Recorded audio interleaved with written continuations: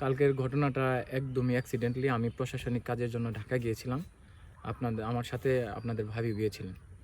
তো যাওয়ার পরে অর্ধেক রাস্তায় একটা ডাব খাওয়ার বিষয় আর ওই আমার যে প্রাক্তন ছিলেন ওনার বিষয় নিয়ে কথা উঠছে। ওঠার পর ও আমার উপর একটু রেগে যায়। রেগে যাওয়ার পর ওকে আমি বলছি কি যে তুমি বাসায় চলে যাও।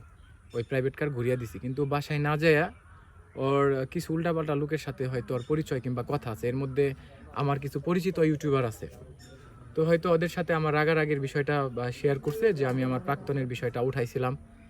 এটা শোনার পরে আমি জানি না, ওনারা হয়তো ওকে পরামর্শ দিতে পারে। দেওয়ার পর আমি যখন প্রশাসনিক কাজে একটা হেডকোয়ার্টারের ভিতরে ঢুকি, তো ঢোকার পর আমার সমস্ত ফোন ওইখান থেকে জমা দিয়ে তারপরে ভিতরে ঢুকি।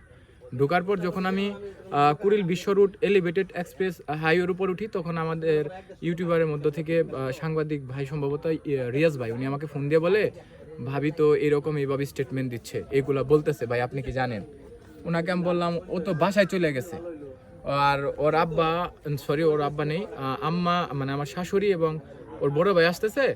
তো কথা বলার পর আমরা বাসায় যাই হোক রাগারাগি হয়েছে, বাসায় যেয়ে কথা বলবো।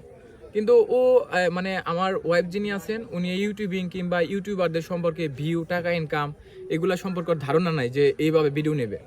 তো প্রশ্ন করতে করতে হয়তো ওকে এক পর্যায়ে চড়াও করে ফেলছে। এটা আপনারা যারা ভিডিও দেখেন কিংবা আমার প্রতিবেশী যারা আছে সবাই জানে যে আমার মা আমার ফ্যামিলি ব্যাপারে যে কথাগুলো বলছে এগুলো মোটেও সমীচীন, সত্য না। এবং ও আমার মার কাছে ক্ষমা চাইছে, আমার কাছে ক্ষমা চাইছে। ও এখন বর্তমানে বাড়িতে আছে। আর আরেকটা বিষয় ভাই, আপনারা অনেকেই ভাবছেন যে আমি মনে হয় তাকে ডিভোর্স দিয়ে দেবো। এত কিছুর পরেও একটা ছেলে কখনোই তার ওয়াইফকে নিয়ে সংসার করবে না। কারণ যে ওয়াইফ তার মা বাবা কিংবা তার স্বামীকে ছোট করেছে, গায়ে হাত তুলছে, কোনো পুরুষের পক্ষে সম্ভব না। কিন্তু আমি তাকে প্রাণ ভাই ক্ষমা করে দিয়েছি, এবারও আমি তাকে ক্ষমা করলাম। আর ওর যে ভিডিও ছিল ইউটিউব, ফেসবুকে যা ছিল আমি সমস্ত কিছু ডিলিট করে দিয়েছি। আর 2 নাম্বার হচ্ছে ওকে আনবো কিনা আমি জানি না, আমার না নারী সম্ভাবনা বেশি মিডিয়াতে। আর সেকেন্ড কথা হচ্ছে গিয়ে আমি